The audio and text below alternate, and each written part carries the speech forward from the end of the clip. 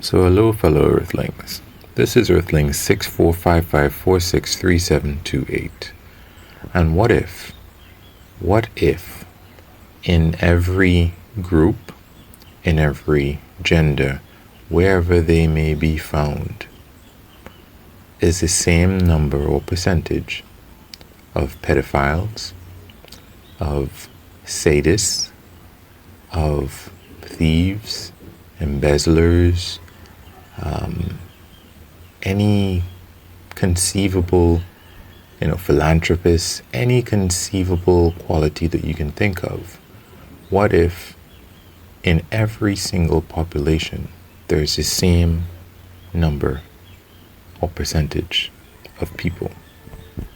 Now, you might say that you believe this, but maybe you don't. Let's take a closer look at this in a moment. So, like I said, I'm Earthling 64 yada yada yada, and I'm a guy who wants to use a moniker, a name, a pen name, whatever you might call it. I just want to be able to talk about whatever I want to talk about, and I feel like that makes me more comfortable to do that. I have an MBA, a computer science degree. I got a scholarship a long time ago. I've been to some interesting places like the Grand Canyon, Caracas, Venezuela, some parts of Europe and Asia, like the Louvre to see the painting of the Mona Lisa. And that's me. Now, back to the topic of what if in every given population, wherever, there's the same or very similar percentages of everything. And by now, what I mean is, what if there are the same percentages or likelihood of there being serial killers at the Vatican? Or if you're not a Catholic, you might say, of course, definitely. And pedophiles too. And do you believe that that's the case amongst people in your religion? If you're an Anglican, if you are a Mormon, if you're a Hindu, Muslim, if you do believe that that's the same likelihood amongst the police, amongst politicians, amongst the poor, amongst the rich, the elites, people at Harvard, people at Stanford, people at MIT, Caltech, in Africa, in Asia, in South America, or the whole of the Americas? Do you really honestly believe that through and through we are all the same? Because the thing of it is, if we aren't, then what is the filter? Where is the filter in the police that keeps out the serial killers, that keeps out the pedophiles, that keeps out anybody, sadists, or people who want to embezzle money from the police, or any of these different things? And you might say that, oh, Earthling, come on, if there were that, percentage of people in Vatican City, in the elites, and amongst the police, if they were amongst, the army, the military, medical profession, we would know about it, we would see it, we would hear it, there would be news. Most of these bad things are amongst the lower classes, the poorer people, the minorities, the Roma. I was about to say the gypsy people, and I just said it. But yeah, these bad things, they are in those populations. So I'll ask the question, what's the mechanism that's in place that prevents all of these qualities from being in the police, in the army, in the clergy, in whatever? Do we believe that the quote-unquote interview processes of selecting these people really keeps the percentages of bad qualities out? Or is it just more likely that when bad things happen amongst the rich or the elites or the wealthy or the police or the Vatican or, what a name an industry, maybe that information is just suppressed? Now, this is why I would say that, for example, well, obviously, in groups like the clergy, with respect to the Vatican Church, the Catholic Church, obviously, the church has a history of shielding some of its members from controversy. And by controversy, for example, I would mean pedophilia. So people might think, oh, there's a streak of pedophilia amongst the Catholics. That's what it is. But go looking. There are many stories of similar things happening amongst the Mormons, amongst Jehovah's Witnesses, amongst just pick a group. And whether it comes to, even priests having kids out of wedlock. But a lot of this information is downplayed and people are shielded and protected. And we would say, well, that's in the past. That doesn't happen anymore. Really? In the financial sectors, I had a friend of mine who was telling me that his experience in the financial services sector, when someone, whether it is, the security people or whoever it might be, when they find that people have, especially in trusted positions, have embezzled money, all they do is fire them. They may not prosecute, they may not bring any charges in any way or even report it, because they feel, just like the Catholic Church did, that a bad mark against that person to prosecute them, it makes the organization, the institution in the financial sector look bad. So they don't prosecute.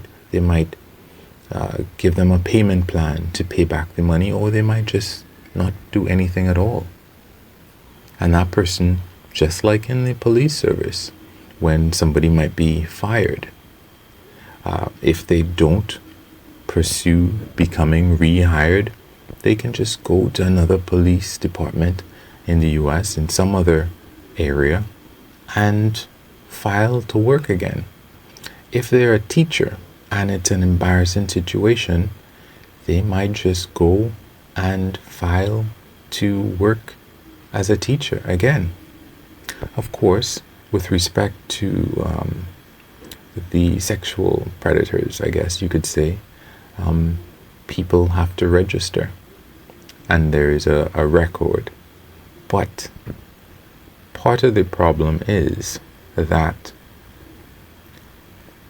just like, in the forces, in the military, let's say, sometimes there might not be enough evidence to pursue a case, just like allegedly happened in the case of Epstein, is what they were saying, right?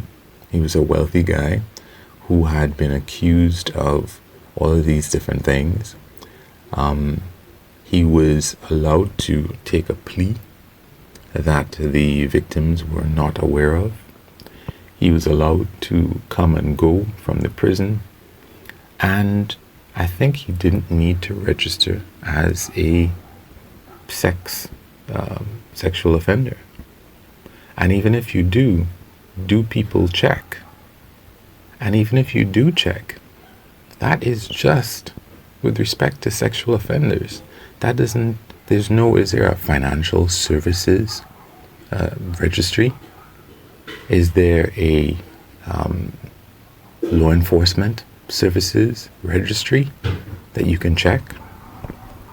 When it comes to a rich or wealthy person in a wealthy area and they beat their wives, number one, because of their connections, they can kill any story, perhaps, potentially. Number two,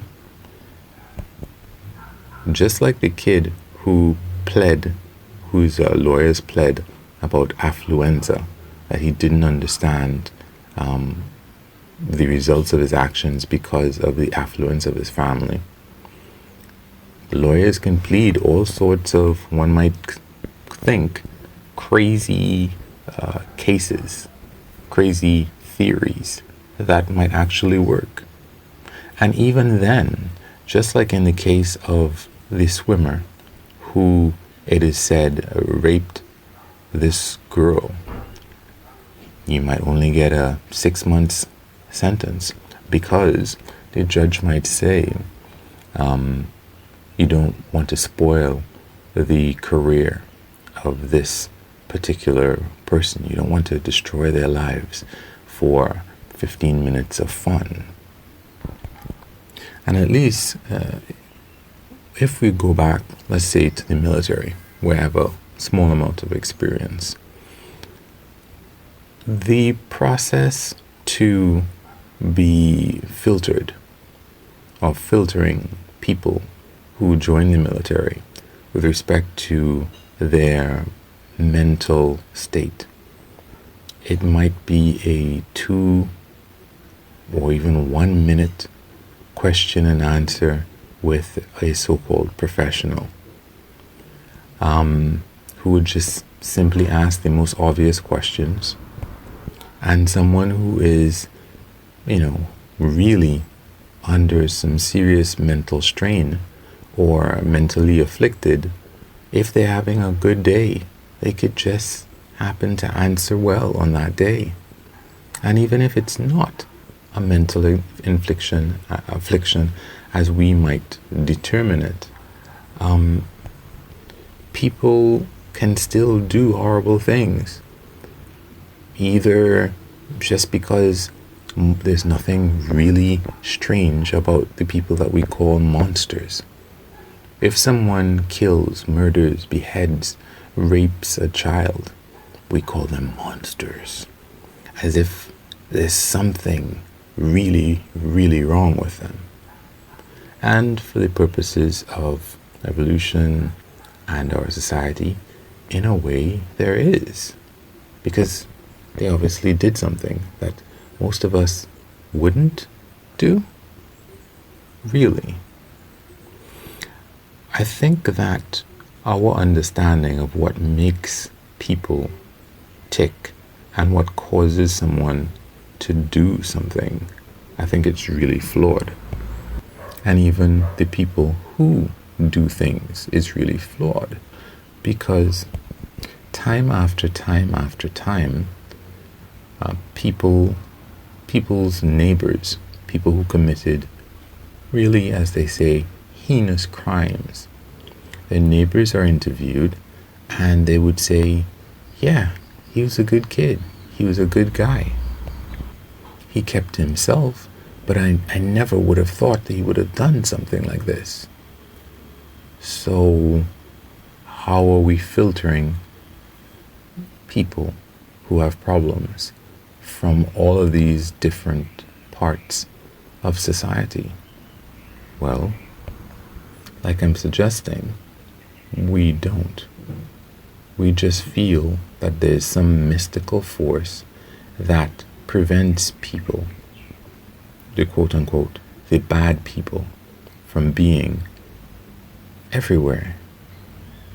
And that's the actual reality, as opposed to the way that we think life really works. Anyway, that's it from me. Feel free to, or not, like, share, unlike, subscribe, comment, whatever it is that you would want your listeners to do if this were your piece. Have a good one. Peace.